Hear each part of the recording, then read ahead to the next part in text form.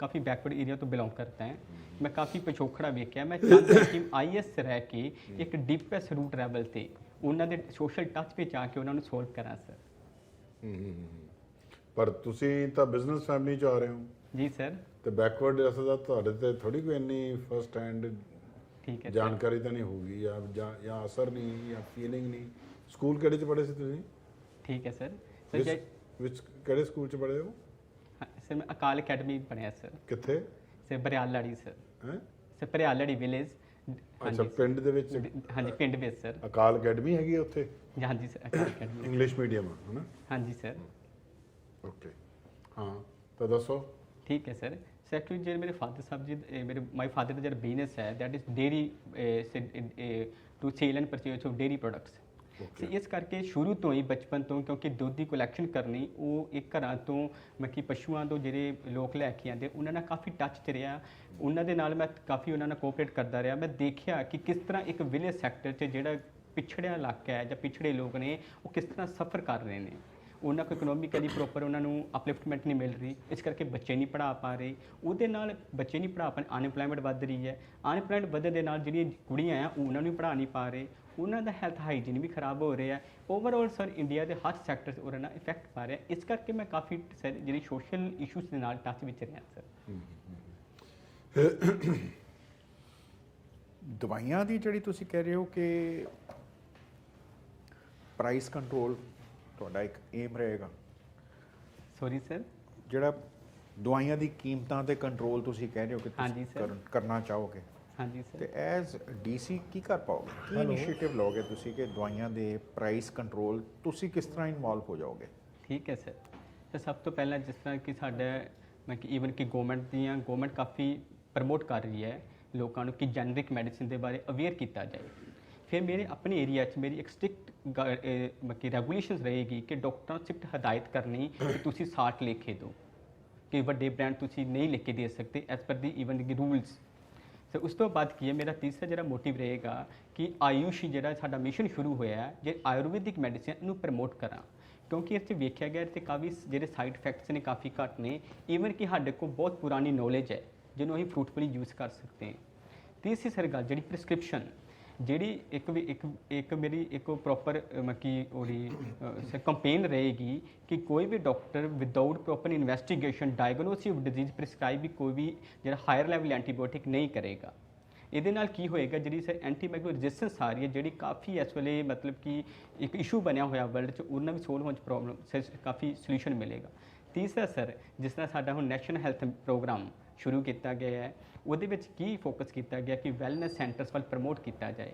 ਮੇਰਾ ਮੋਟਿਵ ਰਹੇਗਾ ਕਿ ਹਰ ਪਿੰਡ ਵਿੱਚ, ਹਰ ਮੁਹੱਲੇ ਵਿੱਚ ਇੱਕ ਛੋਟਾ ਜਿਹਾ ਰੂਮ ਬਣਾ ਕੇ ਉਹਨੂੰ ਵੈਲਨੈਸ ਸੈਂਟਰ ਦੀ ਤਰ੍ਹਾਂ ਪ੍ਰਮੋਟ ਕੀਤਾ ਜਾਏ। ਜਿਹੜੀ ਵੀ ਪੁਰਾਣੀ ਨੌਲੇਜ ਹੈ NGO ਯੂਜ਼ ਕਰਕੇ, ਕਮਿਊਨਿਟੀ ਨੂੰ ਯੂਜ਼ ਕਰਕੇ, ਵੂਮਨ ਸਟਾਰਟਅਪ ਨੂੰ ਯੂਜ਼ ਕਰਕੇ ਉੱਥੇ ਜਿਹੜੀ ਬੇਸਿਕ ਹਾਈਜੀਨ ਅਵੇਅਰਨੈਸ ਕੰਪੇਨ ਸ਼ੁਰੂ ਕੀਤੀ ਜਾਏ। ਇਹਦੇ ਨਾਲ ਸਰ ਕੀ ਪ੍ਰੀਵੈਂਟਿਵ ਕੁਰੇਟਿਵ ਦੋਨੇ ਜਿਹੜੀਆਂ ਪ੍ਰੋਬਲਮਸ ਹੈ ਇਹ ਸੋਲਵ ਹੋ ਜਾਏਗੀ ਸਰ।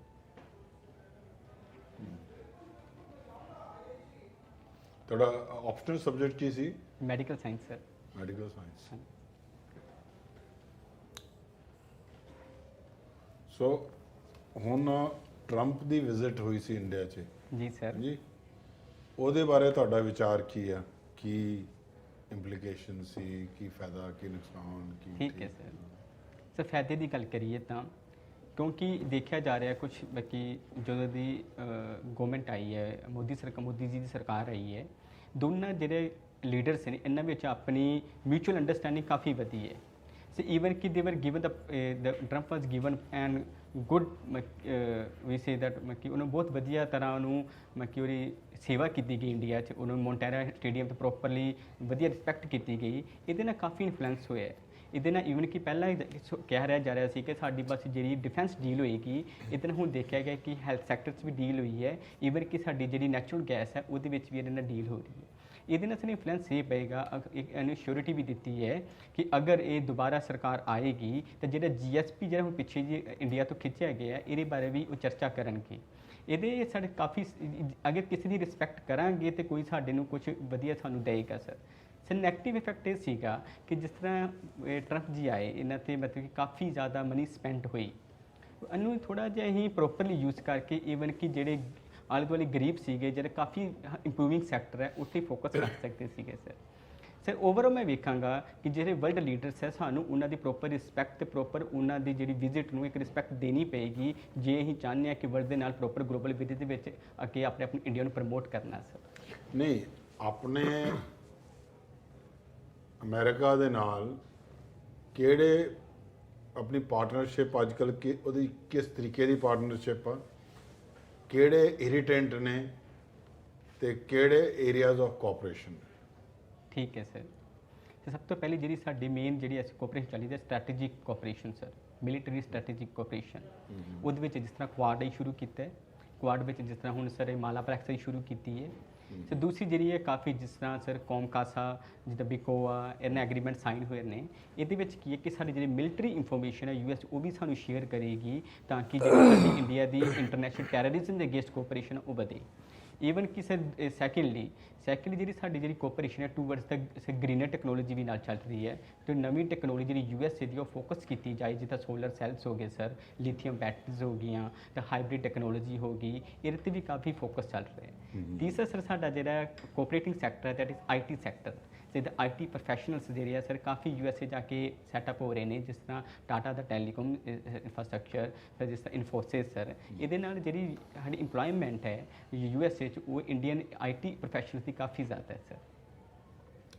ਤੁਸੀਂ ਕਦੋਂ ਪ੍ਰੀ ਮੈਡੀਕਲ ਕਦੋਂ ਪਾਸ ਕੀਤੀ ਸੀ, ਕਿਹੜੇ ਸਾਲ ਵਿੱਚ? ਸਰ ਮੈਂ 2016 'ਚ ਪਾਸ ਕੀਤੀ ਸਰ। ਤੇ ਕਿਹੜੇ ਐਨੀਮਲ ਦੀਆਂ ਤੁਸੀਂ ਡਾਈਸੈਕਸ਼ਨਸ ਕੀਤੀਆਂ ਹੋਈਆਂ? ਜੀ ਸਰ।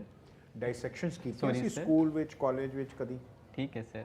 ਸਰ ਐਕਚੁਅਲੀ ਮੈਂ ਫਸਟ ਈਅਰ ਡਾਈਸੈਕਸ਼ਨ ਕੀਤੀ that was directly on the human body sir. First year 'ਚ? ਹਾਂਜੀ ਸਰ।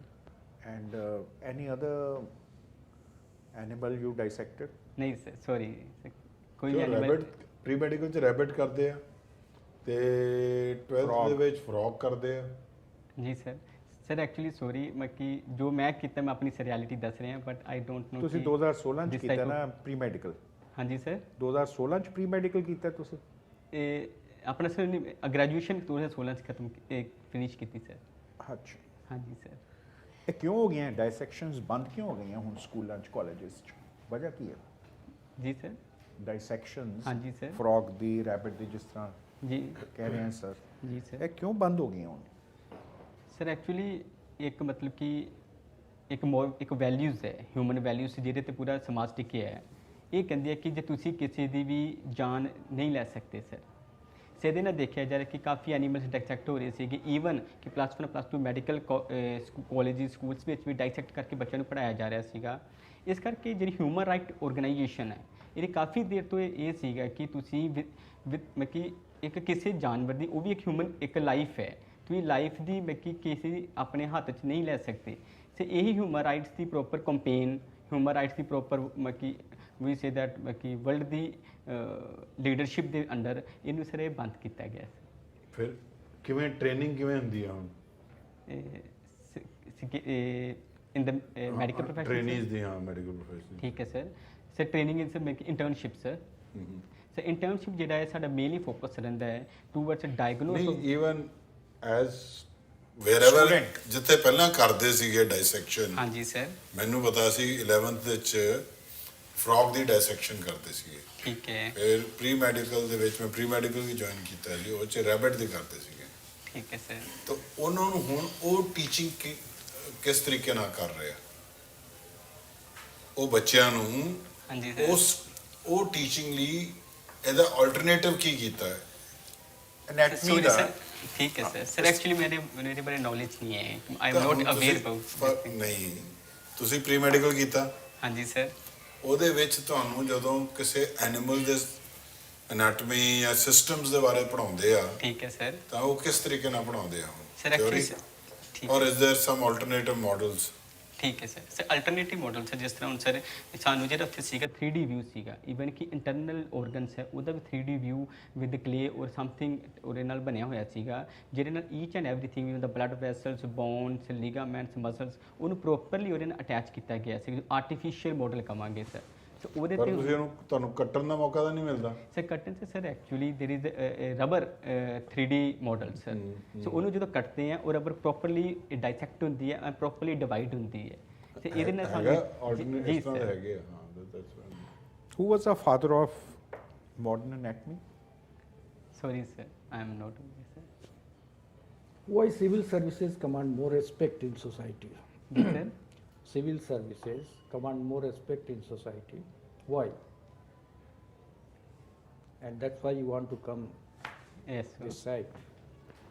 ਠੀਕ Why? ਹੈ ਠੀਕ ਹੈ ਸਰ ਸਰ ਐਕਚੁਅਲੀ ਜੇ ਸਿਵਲ ਸਰਵੈਂਟਸ ਨੇ ਇੱਕ ਥੋੜਾ ਜਿਹਾ ਤੇ ਜੇ ਗਰਾਊਂਡ ਲੈਵਲ ਤੇ ਕਹੀਏ ਤਾਂ ਲੋਕਾਂ 'ਚ ਇੱਕ ਮੈਂ ਕਿ ਇਹਦੇ ਬਾਰੇ ਇਸ ਕਰਕੇ ਰਿਸਪੈਕਟ ਹੈ ਕਿਉਂਕਿ ਜਿਹੜਾ ਬਿਊਰੋ ਡਿਸਟ੍ਰਿਕਟ ਮੈਜਿਸਟ੍ਰੇਟ ਹੈ ਜਾਂ ਐਵਰੀਬਡੀ ਸਿਵਲ ਸਰਵੈਂਟ ਉਹ ਲੋਕਾਂ ਦੇ ਨਾਲ ਕਾਫੀ ਟੱਚ ਵਿੱਚ ਰਹਿੰਦਾ ਹੈ ਈਚ ਐਵਰੀ ਪੋਲਿਸੀ ਲੋਕਾਂ ਨੂੰ ਰੋਜ਼ ਉਹਦੇ ਨਾਲ ਕੰਮ ਪੈਂਦਾ ਹੈ ਐਂਡ ਈਵਨ ਯੂਜ਼ਿੰਗ ਅਥਾਰਟੀ ਉਹ ਲੋਕਾਂ ਦੀ ਕਾਫੀ ਪ੍ਰੋਬਲਮ ਸੋਲਵ ਕਰਦਾ ਹੈ ਇਸ ਕਰਕੇ ਇੱਕ ਸਰ ਇੱਕ ਉਹਨਾਂ ਦੇ ਇੱਕ ਬਹੁਤ ਜ਼ਿਆਦਾ ਮੱਕੀ ਗਰਾਊਂਡ ਲੈਵਲ ਤੇ ਰਿਸਪੈਕਟ ਰਹਿੰਦੀ ਹੈ ਤੇ ਜੇ ਬਾਕੀ ਪ੍ਰੋਫੈਸ਼ਨ ਤੇ ਕਹੀਏ ਈਵਨ ਕਿ ਡਾਕਟਰ ਹੈ ਈਵਨ ਡਾਕਟਰ ਕੋਈ ਵੀ ਬੰਦਾ ਉਦੋਂ ਹੀ ਵਿਜ਼ਿਟ ਕਰੇਗਾ ਇਫ ਹੀ ਇਜ਼ ਇਲ ਔਰ ਹੈਵਿੰਗ ਸਮ ਡਿਜ਼ੀਜ਼ ਬਟ ਜਿਹੜੀ ਜੇ ਸਰ ਕੋਈ ਮੈਜਿਸਟ੍ਰੇਟ ਜਾਂ ਕੋਈ ਸਿਵਲ ਸਰਵੈਂਟ ਦੀ ਗੱਲ ਕਰੀਏ ਉਹ ਜੇ ਸਾਨੂੰ ਡੇਲੀ 'ਚ ਕਈ ਕੰਮ ਪੈਂਦੇ ਨੇ ਕੋਈ ਹੈਲਥ ਫੋਰ ਐਗਜ਼ਾਮਪਲ ਗਵਰਨਮੈਂਟ ਦੀ ਕੋਈ ਸਕੀਮ ਦੇ ਅੰਡਰ ਹੈਲਥ ਬੈਨੀਫਿਟ ਲੈਣਾ ਤਾਂ ਵੀ ਸਾਨੂੰ ਉਹਦੇ ਕੋਲ ਜਾਣਾ ਪਏਗਾ ਅਗਰ ਕੋਈ ਆਪਣੀ ਸੁਸਾਇਟੀ ਦਾ ਕੰਮ ਕਰਵਾਉਣਾ ਫੋਰ ਐਗਜ਼ਾਮਪਲ ਸਰ ਕੋਈ ਰੋਡਸ ਕੰਸਟਰਕਸ਼ਨ ਕਰਾਉਣੀ ਹੈ ਤਾਂ ਵੀ ਉਹਦੇ ਕੋਲ ਜਾਣਾ ਪਏਗਾ ਅਗਰ ਕੋਈ ਆਪਣੀ ਚਾਈਲਡ ਦੀ ਕੋਈ ਬੈਨੀਫਿਟ ਸਕੀਮ ਕਰਨੀ ਹੈ ਸ਼ੁਰੂ ਕਰਨੀ ਹੈ ਜਾਂ ਕੋਈ ਮਤਲਬ ਬੈਨੀਫਿਟ ਸਕੀਮ ਲੈਣੀ ਉਹ ਤਾਂ ਵੀ ਉਹਨੂੰ ਰਿਕੁਐਸਟ ਕਰਨੀ ਪਏਗੀ ਈਵਨ ਕੋਈ ਲੈਂਡ ਅਥਾਰਟੀ ਹੈ ਜੇ ਕਨਫਲਿਕਟ ਹੁੰਦਾ ਉਹਨੂੰ ਤਾਂ ਵੀ ਅਪਰੋਚ ਕਰਨਾ ਪਏਗਾ ਇਸ ਕਰਕੇ ਅਗਰ ਵਧੀਆ ਕੰਮ ਕਰਦਾ ਹੈ ਉਹਦੀ ਰਿਸਪੈਕਟ ਜਿਹੜੀ ਸੋਸਾਇਟੀ ਜ਼ਿਆਦਾ ਹੈ sir India is facing huge shortage of doctors ਜੀ ਸਰ and medical professionals, ਜੀ sir particularly in villages, yes sir rural sectors. Yes, sir. Doctors are not doing their job adequately. ਜੀ sir Public health centers are facing shortages of doctors. Yes sir They do not visit their centers in time. So, what should be done? Suppose you are in command of these services as an administrator. Yes sir Suppose district magistrate. Yes sir What steps would you take to improve these things okay sir in your district? Yes, sir. Sir, actually, it needs the multiple approach, sir, on one time. First of all, the government started the number of schemes, sir. Ayushman Bharat scheme under the national policy to build the wellness center. What are the bottlenecks in implementation? People are not getting the benefit actually what they deserve for Ayushman Bharat. Suppose, Yes, sir. what are the challenges at the ground level?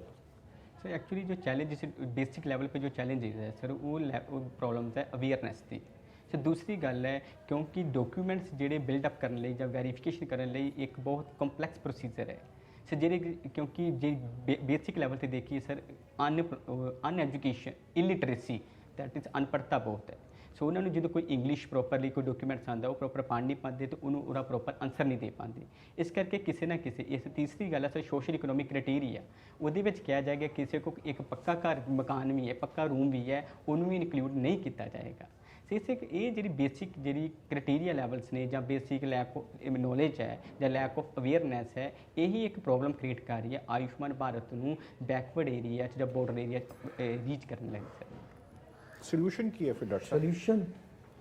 Sir solution ਇਹਦਾ ਸਭ ਤੋਂ ਪਹਿਲਾ ਜਿਹੜਾ solution ਹੈ ਉਹ ਹੈ ਕਿ proper awareness ਕਿਸ ਤਰ੍ਹਾਂ?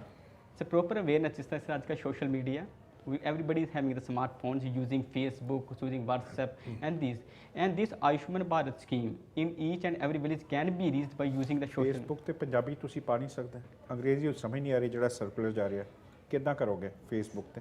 ਸੌਰੀ ਸਰ ਫੇਸਬੁੱਕ ਨੇ ਵੀ ਇਸ ਪੰਜਾਬੀ 'ਚ ਆਪਣਾ ਸ਼ੁਰੂ ਕੀਤਾ ਹੋਇਆ ਹੈ ਜਿਸ 'ਚ ਅਸੀਂ ਪੰਜਾਬੀ 'ਚ ਕਨਵਰਟ ਕਰ ਸਕਦੇ ਹਾਂ ਸਰ ਸਰ ਦੂਸਰੀ ਜਿਹੜੀ ਗੱਲ ਹੈ ਅਗਰ ਇਸ ਤਰ੍ਹਾਂ ਨਹੀਂ ਜਾ ਰਿਹਾ ਹਰ ਪਿੰਡ 'ਚ ਕੋਈ ਨਾ ਤੇ ਕੋਈ ਐਜੂਕੇਟਿਡ ਯੂਥ ਤਾਂ ਹੈਗਾ ਹੈ ਉਹਨੂੰ ਕੁਝ ਇਨਸੈਂਟਿਵਸ ਦੇ ਕੇ ਆਪਣੀ ਅਥਾਰਟੀ ਨੂੰ ਯੂਜ਼ ਕਰਕੇ ਕੁਝ ਇਨਸੈਂਟਿਵ ਦੇ ਕੇ ਟੈਂਪਰੇਰੀ ਰੱਖ ਕੇ ਉਹਨੂੰ ਅਵੇਅਰਨੈਸ ਸਕੀਮ ਬਾਰੇ ਅਸੀਂ ਅਵੇਅਰ ਕਰਵਾ ਸਕਦੇ ਹਾਂ No, actually, people are afraid of meeting district magistrates or such big officers.